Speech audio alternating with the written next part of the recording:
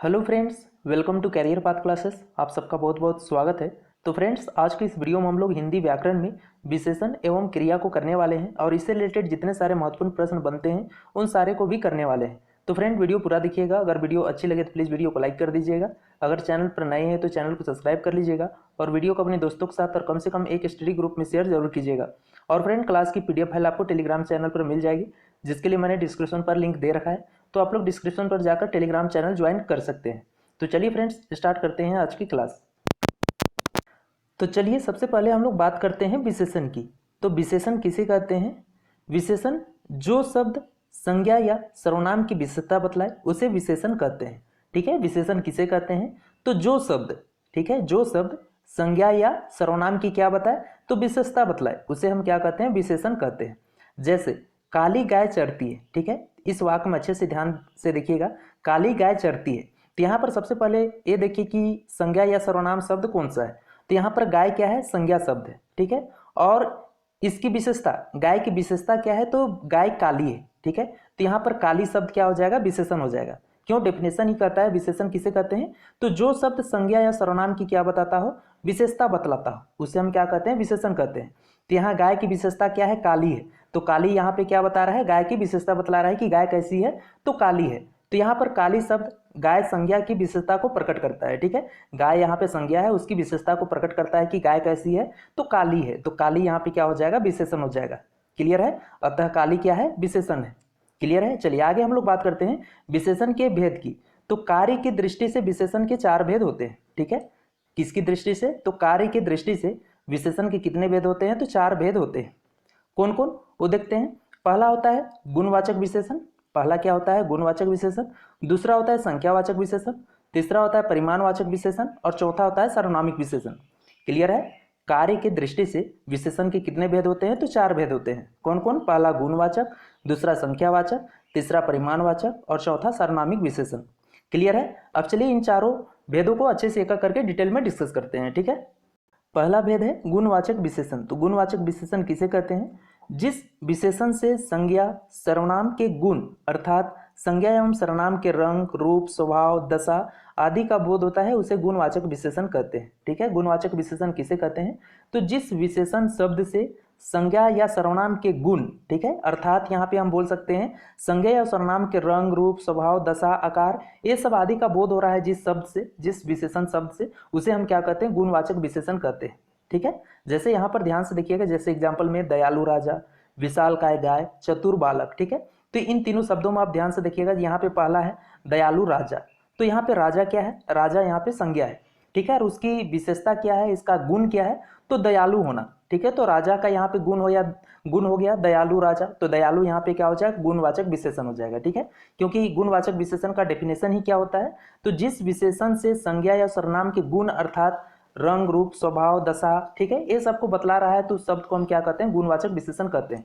तो यहाँ पर दयालु राजा के क्या बतला रहा है? उसका स्वभाव के बारे में बतला रहा है। तो दयालु यहाँ पे क्या हो जाएगा? गुणवाचक विशेषण। ठीक है, उसी प्रकार हम दूसरा में देखें विशालकाय गाय। गाय यहाँ पे क्या हो जाएगा? संज्ञा हो जाएगा। और विशालकाय क्या हो जाएगा? आकृति, उसका आकार हो जाएगा, जो कि गाय का क्या है? गुण है, गुण में आ जाएगा। ठीक है, तो इसे विशालकाय को हम क्या कहेंगे? गुणवाचक विशेषण बोलेंगे। ठीक है, उसी प्रकार नेक्स्ट है चतुर बालक। तो बालक यहाँ पे संज्ञा हो जाएगा और बालक कैसा है? चतुर है। ठीक है, उसका स्वभाव है, गुण है चतुर होना। तो चतुर यहाँ पे क्या हो जाएगा? गुणवाचक विशेषण हो जाएगा। क्लियर है? चलिए आप आगे बात करते हैं हम लोग दूसरा संख्यावाचक विशेषण की।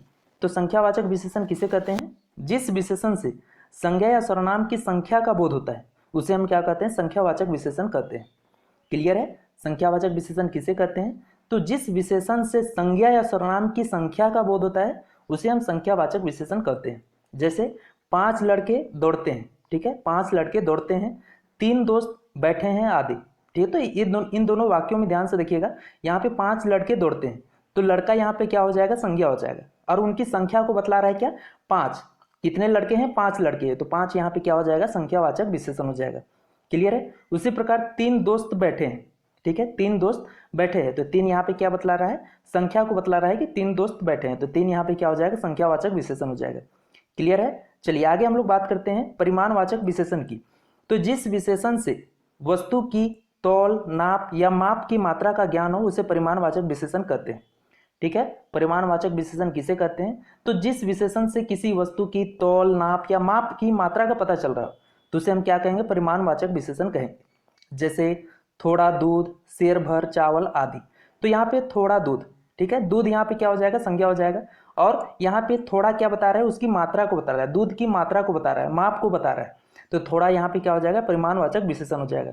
उसी प्रकार सेर भर चावल, तो सेर भर यहाँ पे क्या है? माप है, मात्रा है। तो सेर भर क्या हो जाएगा? परिमाणवाचक विशेषण में आ जाएगा। क्लियर है? चलिए अब आगे देखते हैं सर्वनामिक विशेषण। तो सर्वनामिक विशेषण किसे कहते हैं?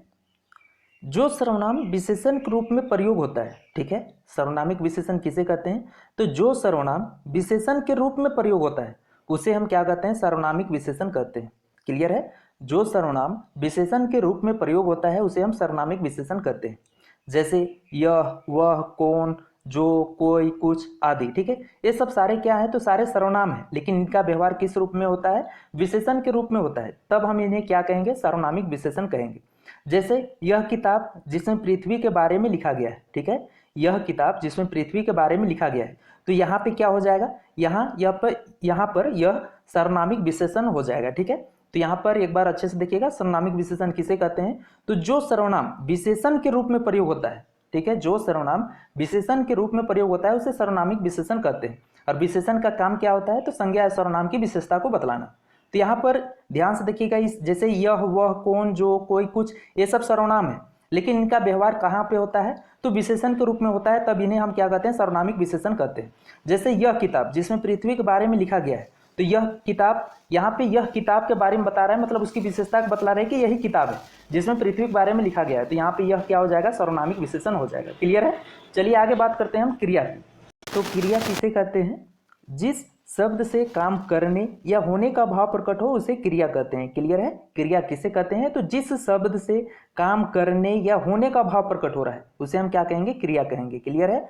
आगे हम बात करें, यहाँ पे इसे याद रखना है, क्रिया किसी ना किसी मूल शब्द से बनती है, ठीक है। क्रिया किसी ना किसी मूल शब्द से बनती है, और जिस मूल शब्द से क्रिया बनती है उसे धातु कहते हैं। क्लियर है? सबसे पहले देखते हैं क्रिया किसे कहते हैं। तो जिस शब्द से काम करने या होने का भाव प्रकट हो उसे हम क्रिया कहते हैं। क्लियर है यहाँ तक? और आगे यहाँ पर याद रखिएगा कि जिस मूल शब्द से क्रिया बनती है उसे हम धातु कहते हैं, ठीक है। जैसे यहाँ पर जाना, आना, हंसना, खेलना आदि, ये सब क्या है? ये सब क्रिया है। क्लियर है? चलिए अब आगे बात करते हैं क्रिया के भेदों की। तो क्रिया के कितने भेद होते हैं? रचना की दृष्टि से क्रिया के 2 भेद होते हैं, ठीक है। क्रिया के कितने भेद होते हैं? तो रचना की दृष्टि से क्रिया के 2 भेद होते हैं। कौन कौन? पहला सकर्मक क्रिया और दूसरा अकर्मक क्रिया। क्लियर है? अब चलिए इन दोनों भेदों को अच्छे से डिटेल में समझते हैं। तो सकर्मक क्रिया किसे कहते हैं? जिस क्रिया के साथ कर्म हो, ठीक है, जिस क्रिया के साथ क्या हो? कर्म हो या उसके रहने की संभावना हो उसे सकर्मक क्रिया कहते हैं। क्लियर है? सकर्मक क्रिया किसे कहते हैं? तो जिस क्रिया के साथ कर्म हो या उसके रहने की संभावना हो तो उसे हम क्या कहते हैं? सकर्मक क्रिया कहते हैं। साथ ही आपको याद रखना है, जिस शब्द पर सकर्मक क्रिया का फल पड़ता है उसे कर्म कहते हैं, ठीक है। और जिस शब्द पर सकर्मक क्रिया का फल पड़ता है उसे क्या कहते हैं? कर्म कहते हैं। तो चलिए यहाँ पर एग्जाम्पल के माध्यम समझते हैं। जैसे राहुल पुस्तक लिखता है, इस वाक्य को अच्छे से देखिएगा, राहुल पुस्तक लिखता है। तो यहाँ पर लिखता है यानी लिखना क्या हो जाएगा? क्रिया हो जाएगा, ठीक है। और क्रिया का फल किस पे पड़ता है? तो पुस्तक पर, ठीक है। यहाँ पे राहुल क्या हो जाएगा? राहुल तो यहाँ पर लिखने वाला है, राहुल लिखने वाला है, और लिखता है यहाँ पे क्या है? क्रिया है, जिसका फल किस पर पड़ रहा है? पुस्तक पड़ रहा है, ठीक है। तो पुस्तक यहाँ पे कर्म होगा। या फिर आप यहाँ पे सिंपली समझ सकते हैं सकर्मक क्रिया किसे कहते हैं? तो जिस वाक्य से क्वेश्चन बनता हो, ठीक है, जिस वाक्य से प्रश्न बनता हो उसे हम सकर्मक क्रिया कहेंगे। कैसे वो समझते हैं। जैसे यहाँ पे दिया हुआ है राहुल पुस्तक लिखता है, तो यहाँ पे हम ये कह सकते हैं कि राहुल क्या लिखता है। तो यहाँ पे प्रश्न एराइज हो रहा है, प्रश्न बन रहा है, तब हम यानी जो प्रश्न का आंसर आएगा वही हमारा क्या होगा? कर्म होगा। तो राहुल पुस्तक लिखता है, राहुल क्या लिखता है? तो क्या लिखता है यानी क्वेश्चन पे क्या आ जाएगा? पुस्तक लिखता है, तो पुस्तक यहाँ पे क्या हो जाएगा? कर्म हो जाएगा, ठीक है। इस डेफिनेशन को आप याद रखिएगा। क्लियर है? चलिए अब आगे हम लोग बात करते हैं अकर्मक क्रिया की। तो अकर्मक क्रिया किसे कहते हैं? तो जिस क्रिया के साथ कर्म ना हो उसे अकर्मक क्रिया कहते हैं। या फिर हम यहाँ पे सिंपली जैसे अभी बताया था, तो जिससे कोई प्रश्न ना बनता हो उसे हम अकर्मक क्रिया कहेंगे। जैसे यहाँ पर राधा रोती है, ठीक है, राधा रोती है, तो यहाँ पे प्रश्न एराइज नहीं होगा, राधा रोती है, यहाँ पे कोई कर्म नहीं है, रोती है, रोना है, तो यहाँ पे क्या हो जाएगा? क्रिया हो जाएगा। और राधा यहाँ खुद करने वाली होगी, यहाँ पे कुछ है ही नहीं, यानी यहाँ पे कोई प्रश्न एराइज नहीं हो रहा है, यहाँ पे कर्म ही नहीं है, तो उसे हम क्या कहेंगे? अकर्मक क्रिया कहेंगे। क्लियर है? चलिए अब आगे हम लोग बात करते हैं क्रिया के अन्य रूपों की। ठीक है, तो क्रिया के अन्य रूप कौन कौन से हैं? पहला है सहायक क्रिया। तो सहायक क्रिया किसे कहते हैं? संयुक्त क्रिया में एक प्रधान क्रिया रहती है। ठीक है, कोई एक संयुक्त क्रिया है, वाक्य है, उसमें क्या होती है? एक प्रधान क्रिया होती है और दूसरी क्रिया उसकी सहायता के लिए आती है। ठीक है, संयुक्त क्रिया में एक प्रधान क्रिया होती है और उसकी सहायता के लिए, ठीक है, और दूसरी क्रिया उसकी सहायता के लिए आती है। तो सहायता के लिए आने वाली क्रिया को हम सहायक क्रिया कहते हैं। क्लियर है? सहायक क्रिया हम किसे कहते हैं? तो संयुक्त क्रिया में एक प्रधान क्रिया होती है और दूसरी क्रिया उसकी सहायता के लिए आती है। तो सहायता के लिए आने वाली क्रिया को हम क्या कहते हैं? सहायक क्रिया कहते हैं। जैसे यहाँ पर एग्जाम्पल के माध्यम से हम लोग आसानी से समझ सकते हैं।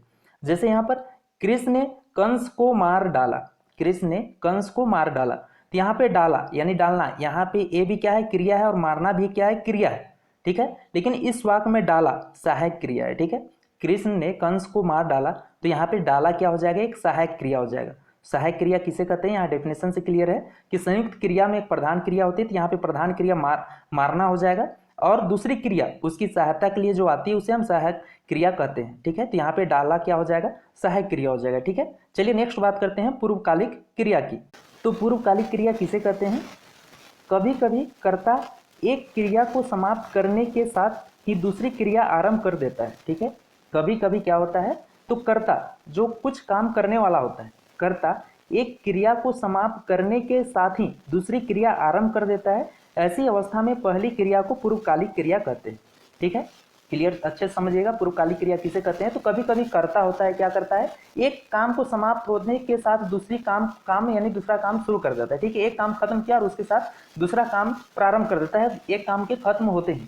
तो जो पहला जो क्रिया था, जो पहला काम था, उसे हम क्या कहेंगे? पूर्वकालिक क्रिया कहेंगे। जैसे यहाँ पर रीता खाकर पाठशाला गई। ठीक है, रीता खाकर पाठशाला गई, तो यहाँ पर ध्यान से देखिएगा, रीता खाकर यानी रीता खाई, खाना खाकर तुरंत पाठशाला चली गई, यानी दूसरा काम में लग गई। तो खाकर तो ये पहली क्रिया हुआ और गई यानी जाना क्या हो गया? दूसरी क्रिया हुई। तो खाकर यहाँ पे क्या हो जाएगा? पूर्वकालिक क्रिया हो जाएगा। ठीक है, इस वाक्य में खाकर पूर्वकालिक क्रिया है, क्योंकि खाना खाने के साथ ही पाठशाला जाने की क्रिया शुरू होती है। ठीक है, तो खाकर यहाँ पे क्या हो जाएगी? पूर्वकालिक क्रिया हो जाएगी। क्लियर है? चलिए अब बात करते हैं द्विकर्मक क्रिया की। तो द्विकर्मक क्रिया किसे कहते हैं? जिस क्रिया के दो कर्म रहते हैं। ठीक है, जिस क्रिया के दो कर्म रहते हैं ऐसी क्रिया को द्विकर्मक क्रिया कहते हैं। क्लियर है? जिस क्रिया के दो कर्म रहते हैं उस क्रिया को हम क्या कहते हैं? द्विकर्मक क्रिया कहते हैं। जैसे सोहन मोहन को मिठाई खिलाता है। ठीक है, सोहन मोहन को मिठाई खिलाता है, तो यहाँ पे मोहन और मिठाई दो कर्म है। ठीक है, मोहन और मिठाई यहाँ पे क्या है? दो कर्म है, और जबकि खिलाना क्या है? क्रिया है। तो इस क्रिया को हम क्या कहेंगे? द्विकर्मक क्रिया कहेंगे। क्लियर है? सोहन मोहन को मिठाई खिलाता है, इस वाक्य में मोहन और मिठाई क्या है? दो कर्म है, और खिलाना क्या है? खिलाता है, क्रिया है। तो इस क्रिया को हम खिलाना को क्या बोलेंगे? द्विकर्मक क्रिया कहेंगे। क्लियर है? चलिए अब आगे देखते हैं हम लोग। नेक्स्ट है प्रेरणार्थक क्रिया। तो प्रेरणार्थक क्रिया किसे कहते हैं? जिन क्रियाओं को कर्ता स्वयं न करके दूसरे को क्रिया करने के लिए प्रेरित करता है उन क्रियाओं को प्रेरणार्थक क्रिया कहते हैं। क्लियर है? प्रेरणार्थक क्रिया किसे कहते हैं? तो जिन क्रियाओं को कर्ता स्वयं न करके दूसरों को क्रिया करने के लिए प्रेरित करता है उन क्रियाओं को प्रेरणार्थक क्रिया कहते हैं। जैसे उसने मुझे चाय पिलवाई। ठीक है, उसने मुझे चाय पिलवाई, यहाँ पे खुद ना करके किसी से करवा रहा है कि उसने यानी कोई दूसरा व्यक्ति है, उसने क्या करवाया? तो मुझे चाय पिलवाई, यानी किसी दूसरे से हमको चाय पिलवाई। तो यहाँ पे ये क्या हो जाएगा? प्रेरणार्थक क्रिया के एग्जाम्पल हो जाएगा, उदाहरण हो जाएगा। ठीक है, नेक्स्ट दूसरा है मालिक नौकर से काम करवाता है। मालिक यहाँ पर स्वयं उस क्रिया को, कोई काम को ना करके किसी दूसरे से करवा रहा है, तो यहाँ पे क्या हो जाएगा? प्रेरणार्थक क्रिया हो जाएगा। ठीक है, तीसरा है वह माली से पौधे को सिंचवाता है। वह माली से पौधे को क्या करता है? सिंचवाता है। तो यहाँ पर माली यानी जो भी व्यक्ति है वह खुद ना करके किससे करवा रहा है? माली से करवा रहा है, तो क्या हो जाएगा? प्रेरणार्थक क्रिया हो जाएगा। क्लियर है? तो उम्मीद है कि प्रेरणार्थक क्रिया आपको अच्छे से समझ में आ चुका होगा। अब चलिए हम लोग देखते हैं इससे रिलेटेड जितने सारे महत्वपूर्ण प्रश्न बनते हैं उन सभी को करते हैं। ठीक है, तो पहला क्वेश्चन है निम्नलिखित में से कौन सा गुण विशेषण गुणवाचक है? ठीक है, आपको यहाँ पे बताना है कि निम्नलिखित में से कौन सा विशेषण गुणवाचक है? आठ, बहुत, सुंदर या यह। तो यहाँ पे ऑप्शन हमारा क्या सही होगा? सी सही होगा, सुंदर। ठीक है, गुणवाचक विशेषण क्या होता है? हमने जस्ट अभी बताया था कि जिस विशेषण से संज्ञा सर्वनाम के गुण अर्थात संज्ञा या सर्वनाम के क्या पता चले, तो रंग, रूप, स्वभाव, दशा आदि सबका पता चलता हो तो उसे हम क्या कहते हैं, गुणवाचक विशेषण कहते हैं। ठीक है, तो सुंदर से क्या पता चलता है, किसी का गुण यानी उसकी सुंदरता का पता चलता है, तो यहाँ पे सुंदर क्या हो जाएगा, गुणवाचक विशेषण हो जाएगा। ठीक है, चलिए नेक्स्ट क्वेश्चन देखते हैं। क्वेश्चन नंबर सेकेंड है, निम्नलिखित में से कौन सा शब्द संख्यावाचक विशेषण है। ठीक है, इन ऑप्शनों में से आपको बताना है कि कौन सा शब्द संख्यावाचक विशेषण है। अच्छा, बुरा, तीसरा, बहुत। यहाँ पे ऑप्शन हमारा सी सही होगा, तीसरा। तीसरा क्या है, यहाँ पर संख्यावाचक विशेषण है। तो संख्यावाचक विशेषण किसे कहते हैं, जस्ट हमने अभी बताया था कि जिस विशेषण से संज्ञा या सर्वनाम की संख्या का बोध होता है उसे हम संख्यावाचक विशेषण कहते हैं। क्लियर है, तो यहाँ पे तीसरा क्या हो जाएगा, संख्यावाचक विशेषण। नेक्स्ट देखते हैं, क्वेश्चन नंबर 3 है, निम्नलिखित में से कौन सा शब्द परिमाण बोधक विशेषण है। ठीक है, निम्नलिखित में से कौन सा शब्द परिमाण बोधक विशेषण है, कुछ, कोई, धनी या बड़ा। तो यहाँ पे ऑप्शन हमारा ए सही होगा, कुछ। ठीक है, कौन सा शब्द परिमाण बोधक विशेषण होगा, तो कुछ होगा। ठीक है, तो परिमाण बोधक विशेषण किसे कहते हैं, तो जिस विशेषण से वस्तु के तौल, नाप या माप की मात्रा का पता चलता हो उसे हम क्या कहते हैं, परिमाण बोधक विशेषण कहते हैं। तो यहाँ कुछ से क्या पता चल रहा है, कोई भी वस्तु है उसका माप का पता चल रहा है। ठीक है, तो कुछ यहाँ पे क्या हो जाएगा, परिमाण बोधक विशेषण हो जाएगा। क्लियर है, चलिए नेक्स्ट क्वेश्चन देखते हैं।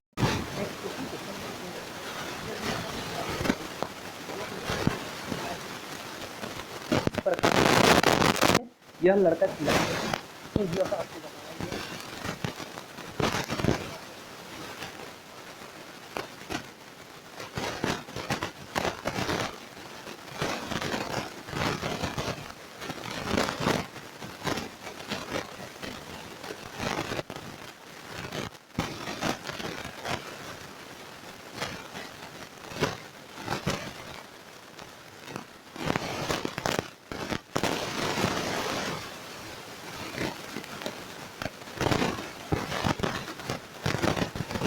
नेक्स्ट क्वेश्चन, क्वेश्चन नंबर 5 है, लाल शब्द क्या है। ठीक है, लाल शब्द क्या है, संज्ञा, सर्वनाम, विशेषण या क्रिया। तो क्लियर है, यहाँ पे ऑप्शन सी सही हो जाएगा, विशेषण होगा। ठीक है, लाल शब्द क्या हो जाएगा, विशेषण हो जाएगा। क्यों, क्योंकि और वो भी लाल क्या हो जाएगा, विशेषण होगा, लेकिन गुणवाचक विशेषण होगा। क्यों, क्योंकि जिस विशेषण से संज्ञा या सर्वनाम का क्या पता चलता है, तो रंग, रूप, स्वभाव आदि का पता चलता है, जिसे हम गुणवाचक विशेषण कहते हैं। ठीक है, तो लाल तो यहाँ पे विशेषण हो जाएगा, वो भी गुणवाचक विशेषण हो जाएगा, क्योंकि यहाँ पे किसी के रंग का पता चल रहा है। ठीक है, तो लाल यहाँ पे क्या होगा, गुणवाचक विशेषण। क्लियर है, नेक्स्ट देखते हैं, क्वेश्चन नंबर 6 है, आवश्यक शब्द क्या है। ठीक है, आवश्यक शब्द क्या है, संज्ञा है, क्रिया विशेषण है, सर्वनाम है या विशेषण है। तो यहाँ पे ऑप्शन हमारा डी सही हो जाएगा, विशेषण होगा। ठीक है, आवश्यक शब्द क्या है, तो विशेषण है। नेक्स्ट क्वेश्चन देखते हैं, क्वेश्चन नंबर 7 है, थोड़ा पानी दीजिए। ठीक है, थोड़ा पानी दीजिए, इसमें थोड़ा कौन सा शब्द भेद है। ठीक है, थोड़ा पानी दीजिए, इसमें आपको थोड़ा बताना है कौन सा शब्द भेद है, संज्ञा, विशेषण, क्रिया विशेषण या प्रविशेषण। तो यहाँ पे ऑप्शन हमारा क्या सही होगा, बी सही होगा, विशेषण होगा। ठीक है, थोड़ा यहाँ पे क्या होगा, विशेषण होगा, वो भी परिमाणवाचक विशेषण, क्योंकि यहाँ पे किसी चीज का मात्रा का पता चल रहा है। ठीक है, तो थोड़ा यहाँ पे क्या होगा, विशेषण होगा, और वो भी परिमाणवाचक विशेषण। ठीक है, चलिए नेक्स्ट क्वेश्चन देखते हैं। नेक्स्ट क्वेश्चन, क्वेश्चन नंबर 8 है, यह दृश्य अति सुंदर है। ठीक है, यह दृश्य अति सुंदर है, इस वाक्य में अति क्या है। ठीक है, यह दृश्य अति सुंदर है, इस वाक्य में आपको बताना है कि अति क्या होगा, विशेषण होगा, प्रविशेषण होगा, क्रिया विशेषण या सर्वनाम। ठीक है, यह सुंदर होता तो यहाँ पे विशेषण हो जाता, लेकिन अति के बारे में पूछा है तो क्या हो जाएगा, प्रविशेषण होगा। ठीक है, ऑप्शन बी यहाँ पे सही होगा, अति यहाँ पे क्या हो जाएगा, प्रविशेषण। ठीक है, चलिए नेक्स्ट क्वेश्चन देखते हैं। क्वेश्चन नंबर 9 है, निम्नलिखित में सर्वनामिक विशेषण का प्रयोग किस वाक्य में हुआ है। ठीक है, यहाँ पे कुछ वाक्य दिए हुए हैं और वहां से आपको बताना है कि किस वाक्य में सर्वनामिक विशेषण का प्रयोग हुआ है। ठीक है, पहला है, यह पुस्तक बहुत अच्छा है, काली गाय, ज्यादा लड़के खेल रहे हैं या कोई खा लेगा। तो यहाँ पे क्लियर है, ऑप्शन ये सही होगा, यह पुस्तक बहुत अच्छा है। ठीक है, तो यहाँ पर यह क्या है, सर्वनामिक विशेषण है। ठीक है, यह यहाँ पे एक सर्वनाम है, लेकिन किस रूप में इसका प्रयोग हुआ है, तो सर्वनाम विशेषण के रूप में प्रयोग हुआ है, इसलिए यहाँ पर यह क्या हो जाएगा, सर्वनामिक विशेषण। ठीक है, चलिए नेक्स्ट क्वेश्चन देखते हैं। क्वेश्चन नंबर 10 है, मोहन किताब पढ़ता है। ठीक है, मोहन किताब पढ़ता है, यहाँ पढ़ना कौन सी क्रिया है। ठीक है, मोहन किताब पढ़ता है, यहाँ पर आपको बताना है कि पढ़ना कौन सी क्रिया है, सकर्मक, अकर्मक, द्विकर्मक या फिर इनमें से कोई नहीं। तो यहाँ पे ऑप्शन हमारा ए सही हो जाएगा, सकर्मक क्रिया होगा। क्यों, क्योंकि इसके साथ कर्म है, कर्म यहाँ पे क्या है, किताब है, तो पढ़ना यहाँ पे क्या हो जाएगा, सकर्मक क्रिया। ठीक है, चलिए नेक्स्ट क्वेश्चन देखते हैं। क्वेश्चन नंबर 11 है, रचना की दृष्टि से। ठीक है, रचना की दृष्टि से क्रिया के कितने भेद होते हैं। तो रचना की दृष्टि से क्रिया कितने भेद होते हैं? 2 भेद होते हैं, सकर्मक क्रिया और अकर्मक क्रिया। ठीक है, चलिए नेक्स्ट क्वेश्चन देखते हैं। Question number 12। क्वेश्चन नंबर 12 है, जिस क्रिया के 2 कर्म रहते हैं उसे क्या कहते हैं? ठीक है, जिस क्रिया के 2 कर्म रहते हैं उसे क्या कहते हैं? तो क्लियर है, उसे द्विकर्मक कहते हैं। ठीक है, जिस क्रिया के 2 कर्म होते हैं उसे क्या कहते हैं? द्विकर्मक कहते हैं। ऑप्शन सी यहाँ पे सही होता है। नेक्स्ट क्वेश्चन देखते हैं। क्वेश्चन नंबर 13 है, राकेश मिठाई खाता है। राकेश मिठाई खाता है, इस वाक्य में कर्म कौन है?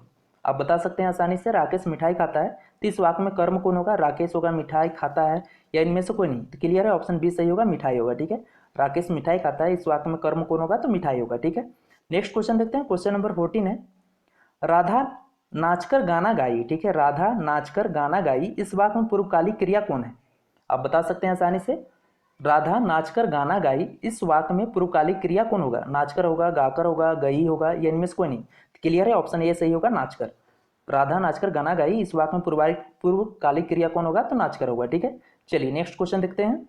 नेक्स्ट क्वेश्चन, क्वेश्चन नंबर 15 है, जिस क्रिया के साथ कर्म न रहे। ठीक है, जिस क्रिया के साथ कर्म ना रहे वह कौन सी क्रिया है? सकर्मक, अकर्मक, द्विकर्मक या पूर्वकालिक?